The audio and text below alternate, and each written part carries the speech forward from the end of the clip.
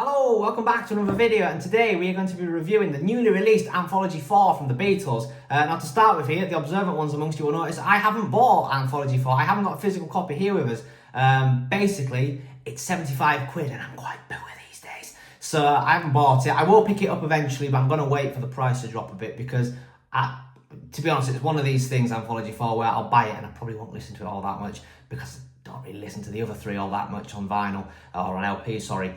But I bought them, so from a collection standpoint, I need Anthology 4. So I'm going to wait for the price to come down a bit, because although it's now finally had a standalone release, 75 quid is still quite steep for a triple vinyl. But anyway, so I can't show you it off in this video. If you want to see it, go and watch it. Go and watch Beatles Tone's video about it. I'm sure he'll be showing it off at the time of recording this. He hasn't uploaded one yet, but I'm sure it's coming. Hi, Tone. So I can't show you that here, but I can talk to you what I've heard on streaming, which is all the new stuff on Anthology 4. So what we're going to talk about here is the remixes of Free as a Bird and Real Love, and we're going to talk about the newly released outtakes, the unreleased ones, or the ones that are of more interest, shall we say. I'm not going to talk about the ones that have been released previously. So anything on Anthology 4 from Revolver, Pepper, White Album, Abbey Road and Let It Be, they've all had, all the outtakes that are on here are from their respective box sets, so there's nothing new from those albums on here, so I'm not going to talk about them again. If you want to know what I think about the Revolver and the Let It Be ones, well, I've done videos reviewing those box sets back when they came out. I never did reviews of the Pepper, White Album and Abbey Road ones, but yeah, I'm not going to do it now. Anyway, let's just dive into this. I won't take up too much of your time, he says. We're going to start off with the main event here, which is the remix of Free as a Bird and Real Love. For me, this is the main event. It's the only real reason to really get excited for this. It's the thing that's kept my attention anyway. So these songs, obviously, you know the story. These were the two reunion singles that opened up Anthology 1 and Anthology 2, and then we got Now and Then eventually. That was originally supposed to be on Anthology 3, but it came out in 2023. Thanks to Peter Jackson's mild technology, they were able to clean up John's vocal on Now and Then and make a proper song out of it. But it was inevitable at some point they were going to do Free as a Bird and Real Love. And I did say back in 2023, I didn't understand why they hadn't done them two songs as well. They finally have, and we have them here. So talk about them now. Free as a Bird, that got released the day it got announced, the Anthology 4 album, so that's been available to listen to for a while.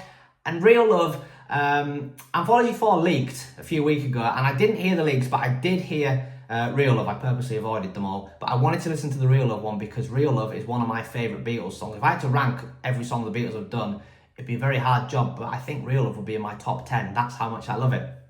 So I was really excited to hear it. And I'm pleased that I listened to it early, because if I'd listened to it today for the first time, I'd be coming on here and saying, I don't like it, it's terrible. And same with Free as a Bird. When I first heard that, I didn't like that. I thought that was terrible.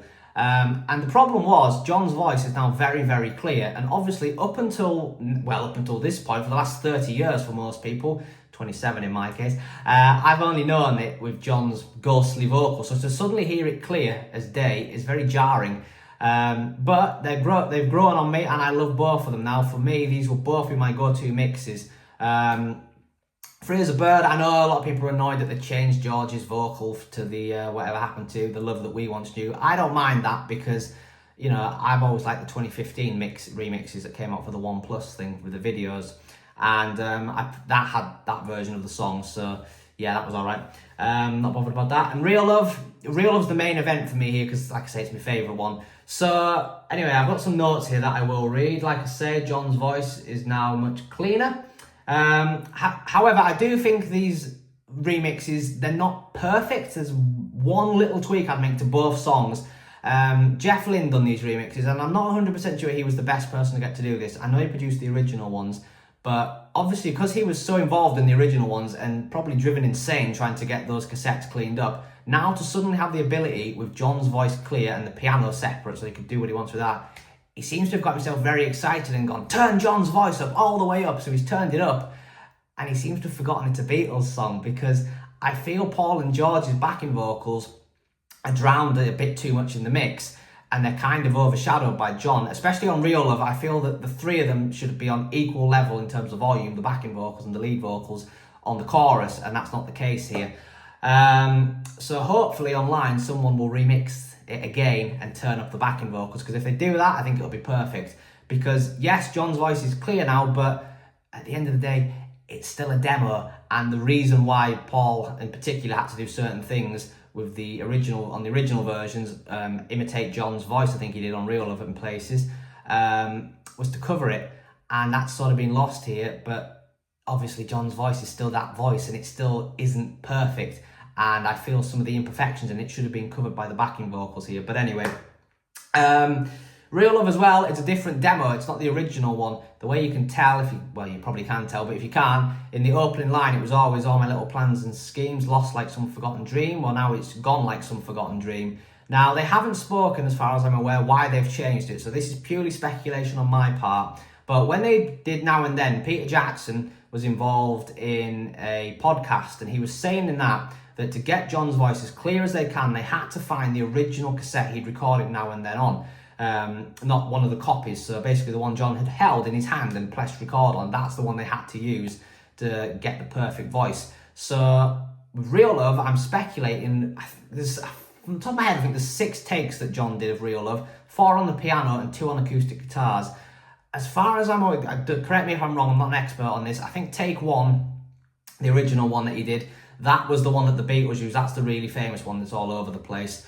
And this one that they've used here, I think, is take 4. So the only reason I can think they've done this, because I don't think they'd change it for the sake of it, I think it's just because they maybe couldn't find the original cassette. They could only find this version's original cassette to get a proper clear voice. To me speculating, I don't know that for certain. Final thing I'll say on these as well is Record Store Day, Black Friday, the one everyone forgets about. That's coming up next week. And the Beatles aren't doing anything for it, which blows my mind, because if I worked at Apple with all this going on, I'd be thinking, right, we have new mixes here of Free as a Bird and Real Love. Let's put out a double A-side single for Record Store Day to build some hype. Maybe part of the reason why they haven't done that is because people like me would go and buy it and then think I don't need to buy Anthology 4. I've got the main thing that I want here. But if I was in charge, that's what I would have done. I'd have done a 7-inch single with these 2 new mixes, or I'd have done an EP and chucked Now and Then on as well. Anyway, that's all I'll say about Free as a Bird and Real Love. Both fantastic remixes. If you don't like them and you just listen to them once, do keep listening. I promise they will grow on you. Everyone I know who has listened to this once hasn't liked it, but they've kept listening to it and it's grown on them. My brother, he didn't like it. He loves it now. Anyway, let's talk about some of these outtakes, shall we? So basically, like I say, all those albums that I mentioned at the start is stuff that's already been released, and I'm pretty sure anything from 1963 has also been released, which there's only 2 things on here, which I'm going to talk about just because I've definitely never spoken about these on this channel. So anyway, Anthology 4, it opens with I Saw Her Standing There, take 2. So this was previously released on this album called, I think it was called the 1963 bootleg or something. It was basically all some outtakes from 1963. They put this out on the 50th anniversary in 2013 because there was some copyright law which meant if they didn't put them out, they would no longer, the Beatles and Apple would no longer hold the rights to this stuff, or whoever owns the rights, I don't know these days, wouldn't own the rights, so they had to put this stuff out in order to maintain the copyright of it. So I think they kind of just quietly put it out and didn't tell anybody. I think it was only ever on iTunes, so, and this was on it. So I'd heard this before. Basically, it's not really much different from the finished song. Yeah, and then after that, Money, That's What I Want, RM7 undubbed. I don't know what that means. They've put this on things before where they say RM7. I don't know if that means rough mix, I'm assuming. I think this one was also on the 1963 bootleg album. I feel like I have heard this before. Basically, this version of the song, it's a little bit heavier than the finished one, but other than that, it's not really that different. Anyway, after that we have This Boy, Takes 12 and 13. This one was also previously released. It was on the Free as a Bird CD single back in 95. But I'd never heard this. I've never owned the CD single. I've got the 7-inch vinyl single, but never owned the CD single, so I hadn't heard this one. Anyway, at the start of this one, John's a bit nervous and Paul encourages him to say he'll be alright. Don't be nervous, John, which is cool to hear. As is often the case with Beatles outtakes, take 12 just breaks down into a fit of laughter. Take 13 isn't massively different from the finished thing. John, he still manages to nail that really high note in the middle, the oh and this, but that bit he manages to nail that. But then after doing that, he seems to struggle a bit and he messes the words up a little bit in the last verse. So yeah, that's the only real difference. I've got notes here that I've made. That's what I'm reading, by the way, because the outtakes, I didn't listen, like I say, to any of these leaks, so I've only listened to them the once. So I'm only coming on here giving you my first impressions of them, really. But I feel that's enough to review some outtakes. It's not the sort of stuff I'm going to listen to all that much. Anyway, My good friend Ross Goodall's favourite Beatles song comes along next. You're right, Ross. Tell me why it takes 4 and 5. So George is sort of, which is quite interesting because obviously I'm assuming John probably predominantly wrote this song. I imagine Paul had a bit of input. Yeah, at the start of this outtake, George Harrison is sort of coaching John how to sing it, which is weird to hear considering George didn't write it. Take 4, when they do start, pretty much breaks down straight away, and then take 5, it isn't too dissimilar from how the finished version sounds. Basically, this take, you know, by this point the Beatles were being screamed at all the time, so on stage you couldn't really hear them, and yet in the studio you can hear. They're a really good live band, because these early outtakes, it's them just playing live in the studio. It's just guitars, drum and bass, and vocals. There's no overdubs. I don't think there's overdubs at this stage that much, maybe some piano here and there. In the final verse, there's some really nice yeahs from Paul. Paul shouting yeah in the background as he often does. Yeah, I really like this outtake. It's a good one. So next up comes take 11 of If I Fell. Now the acoustic guitar strumming at the start of this one is quite drastically different to the finished version. John's voice as well is beautiful here. It's very, very delicate. I always like, particularly when we get a John song, an earlier take, and you get to hear his voice before he's put any double tracked effects on it or anything like that, where it's stripped down. He's got such a beautiful voice, and he was very, very conscious about his voice because he didn't think he had a nice voice. Yet this goes to prove that he did. Paul's harmonies on here, they're also beautiful. At one point in the song, Paul and John, they both forget the vocals, the words, and they just sort of start making up some gibberish, which is quite amusing. I love this outtake. It's one of the highlights of Anthology 4. Next up, we have Matchbox Take 1. I have no idea why this is on here either. I don't really care for this song. There's nothing really of interest to say about this. This outtake isn't really all that different from the finished thing. I imagine this is on here just so that Ringo is represented in some way, but I'm assuming there'd be outtakes of other Ringo songs from this early period. I don't know. But yeah, it's on here. It's completely waste of space, to be honest. Next up on the album is Every Little Thing, take 6 and 7. This is the only track on the album from Beatles for Sale. I love this song. It's one of my favourite Beatles songs at the minute, to be honest. I'm really, really into this one at the minute. Anyway, take 6 sounds like it starts off really, really well, but then after the first chorus, John claims that he starts to choke, so it breaks down. And then take 7, it isn't massively different from the finished version of the song. I love Paul's voice on the chorus of this song. You know, that every little thing she did, that bit. Yeah, it's great. It's one of those weird songs, this one, where I'm pretty sure Paul wrote it, but John sings it. A bit like Day Tripper, where John wrote most of that, but Paul sings it. They didn't do that often, but this is one of the few times they did. Paul's bass is also great on here. It's a bit more noticeable on this outtake than it is on the finished version, his bass. Anyway, after that we have one of the highlights of Anthology 4, I Need You, take 1. So George's acoustic guitar is a lot more distinct on here, as is Paul's bass. In fact, this version of the song, it is only acoustic guitars, drums and bass. There's no lead electric guitar on here, so that little riff, the bing, bing, bing, bing, in between, that was a terrible impression of it. None of that's there. There's also no backing vocal, so it's literally just George's lead vocal. And it's brilliant. I'm maybe going to regret saying this, but I kind of prefer this version to the finished version. I kind of wish they kept it stripped down like this.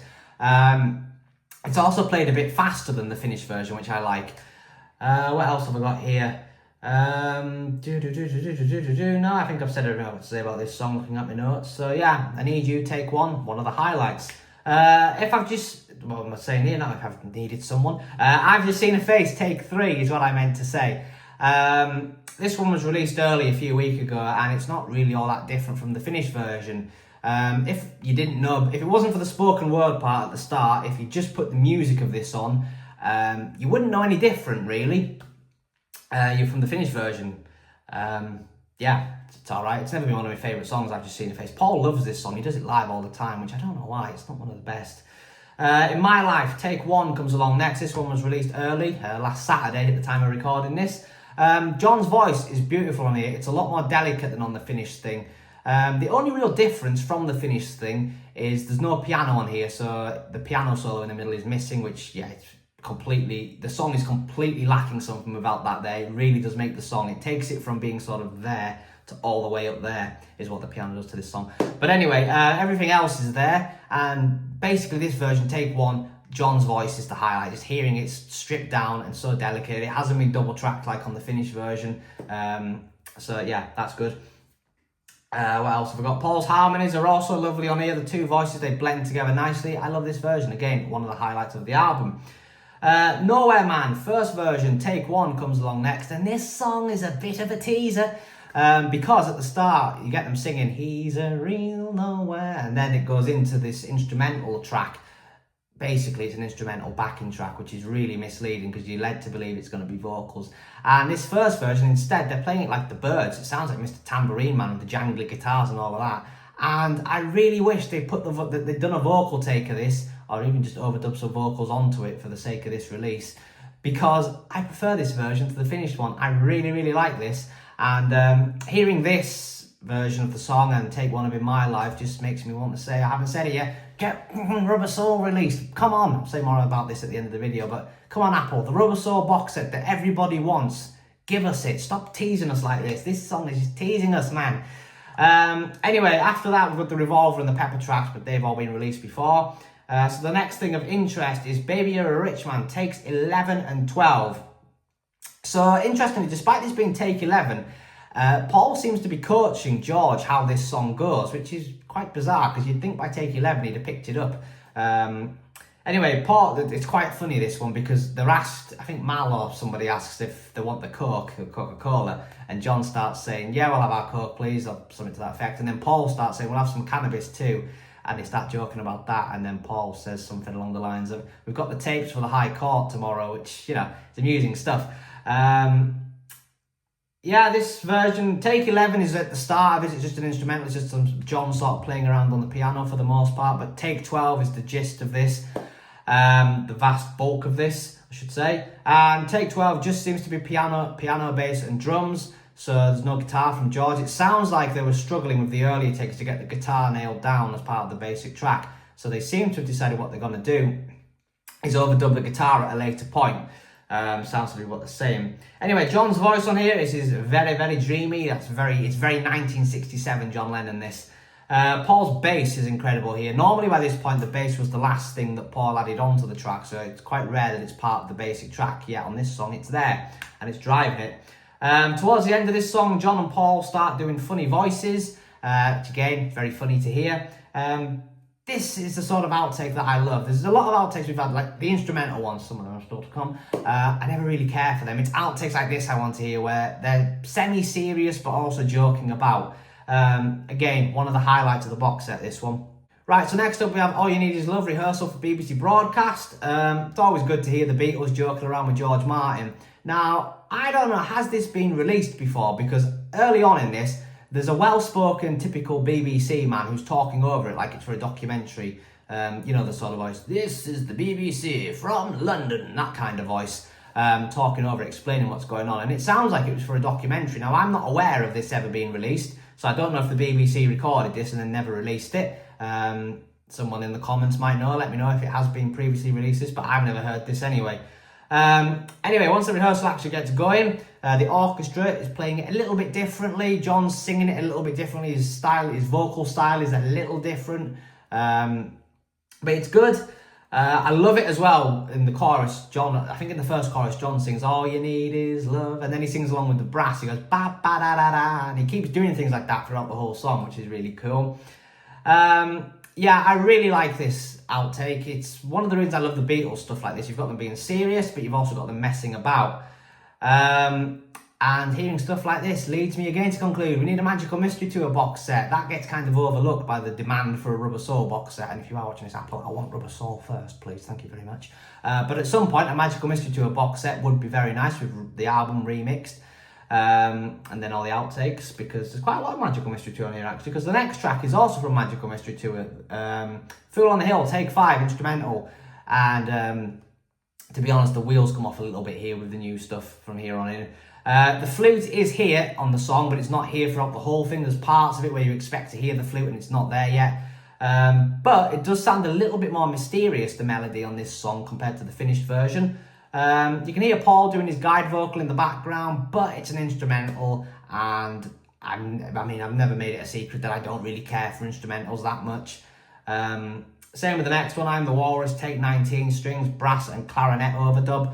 I refuse to believe that this is the only outtake. I think there's another outtake of I'm the Walrus actually on Anthology too. But I refuse to believe that there's not other things of more interest than this, because this is basically just the brass, the isolated brass that you can hear on the track. And it goes to prove how important it is. It sounds incredible, and it is a distinctive part of the song. And you can actually hear when they're playing along that you can hear the backing track in the background that they're playing along to, so they know where they are in the song. But otherwise, it's kind of inconsequential. This is the sort of thing you're not going to listen to all that often. And then finally, the last of the new stuff on here, Hey Bulldog, Take 4 instrumental. Hey Bulldog is one of my favourite Beatles songs, and again, they must have more interesting outtakes than this, surely. Because it's just an instrumental of, and it's missing Paul's bass, which is one of the highlights of Hey Bulldog, one of his best bass lines ever, and it's not on here. He must have added the bass last. So yeah, that's it. That's all the new stuff. In terms of all the other stuff on the album, that's all been released previously. Like I say, some of the highlights are stuff from memory. Got to Get You Into My Life, the second version from the Revolver box set, where it's played, the brass is played on the fuzz guitar instead. That's a really, really good outtake. Good Night, the version with the guitars, with the four of them singing. That's really good. That should have been the version that went on the White Album, in my opinion. But there is stuff missing as well that I think should be on there. Like, there's a brilliant outtake of Cry Baby Cry, or an unnumbered rehearsal, or whatever it's called, where basically they make it as this sort of spaced out Pink Floyd sounding thing, and it's incredible, and it's not been put on here. Julia, the two rehearsals of that's also on here, which is great. I can't remember what the other stuff is that's been included. Anyway, the highlights of Anthology 4 for me, I've written down here, is Free as a Bird, Real Love, If I Fell, I Need You, In My Life, Baby You're a Rich Man, All You Need Is Love. Interestingly, they're all John songs except for I Need You. So yeah, that's Anthology 4. I'm pleased we've got it. Again, it wasn't top of my list. Like, I'm not going to pretend Rubber Soul is not top of my list. I've hinted at it enough. But an Anthology re-release is something we needed. I don't think it was the thing we needed immediately, but it is nice to have. And this is considerably better than the release we got last year. That was terrible. I'll start ranting about that. And we're not done with Anthology yet, because the Anthology TV series is getting re-released on Disney Plus next week. And I want to talk a little bit about this, because the big thing with that is episode 9. Now, I was reading a review of episode 9 the other day, and I kind of was left a bit disappointed, because I was under the impression it was going to be the footage of them working on Free as a Bird and Real Love in Paul's studio in Sussex, Hog Hill Mill. But it sounds like if you bought the DVD back in the day, and there's a bonus disc in the DVD, which is the stuff where they're playing Blue Moon of Kentucky and all those other, I can't remember what else they're playing. They're also sat in George's garden playing the ukulele. They're sat around a table talking about Elvis and when they met Elvis and all that stuff. There's a point where they're in Abbey Road with George Martin and they're listening to some of the multi-tracks. And it sounds like all this episode 9 is it's going to be all that stuff just put together in one episode, which, if it's that, is very disappointing. But we'll see. I'll do a review of episode 9, or I might do a review, I say that. Who knows? I may do it, I may not, once I've seen it. But I want to talk a little bit about Rubber Soul, because obviously it's the thing that we want. And interestingly, Rubber Soul, Giles Martin was in an interview with Chris Moyles on Radio X the other day, and completely unprompted, he mentioned, they were talking about the legacy of the Beatles and how the legacy goes on, and fans and all that jazz, and Giles effectively said that fans keep asking him, when's Rubber Soul coming? And that's the thing, it's like, I was asked the question, I do sort of lots of other things, but people just want to know when the Rubber Soul's coming out, or when, that's what they want to know, because it's... So he's obviously aware. That's the most senior person that's involved in all this that we've heard publicly acknowledge Rubber Soul. So they're obviously aware at Apple that it's what we want. But we're going to put tinfoil hats on here, because this is just my theory. This is based purely on guesswork. I don't know this, but Apple have obviously got some sort of contract with Disney, because everything they keep releasing at the minute keeps going on to Disney. We've had Get Back, we had Let It Be, that terrible Beatles, whatever it was, documentary thing that came out last year, which was a complete waste of time for an hour and a half. Don't waste an hour and a half of your life watching that, but that was also put on there. Now we've got the Anthology TV series, and it all keeps going exclusively onto Disney Plus, which I do think is a mistake. I think they should, if they want to keep the legacy going to future generations, they should be getting it on Netflix and Amazon and all of them basically. But anyway, so I don't know if they've got some exclusivity deal where they've promised Disney they will give them all these different types of video content. And that's what's holding Rubber Soul up, because they have to keep doing all these releases where they can tie it into some sort of release they can put onto Disney. And obviously with Rubber Soul, they can't do that because there's no video from that period. Same with most of the other early albums. That's tinfoil hat speculation. I don't know that for certain, but could Disney be holding up Rubber Soul? Potentially. Anyway, I'm going to wrap up the video here, so thank you very much for watching. Anthology 4 is worth your time. Give it a listen. I'm not going to say go out and buy it. If you want to buy it, go and buy it. I will buy it eventually, but you'll make do. It's fine to stream this one. It's not something you desperately need to own. Yeah, anyway, that's all I've got to say. So I'll end this video the way I've ended the last few videos over the last few years with the big Beatles release. Hopefully next year it's going to be Rubber Soul. Hopefully next year we're going to have Rubber Soul. Hopefully this time next year I will be talking about a Rubber Soul box set, but we'll see. Keep them coming. Hopefully Rubber Soul next.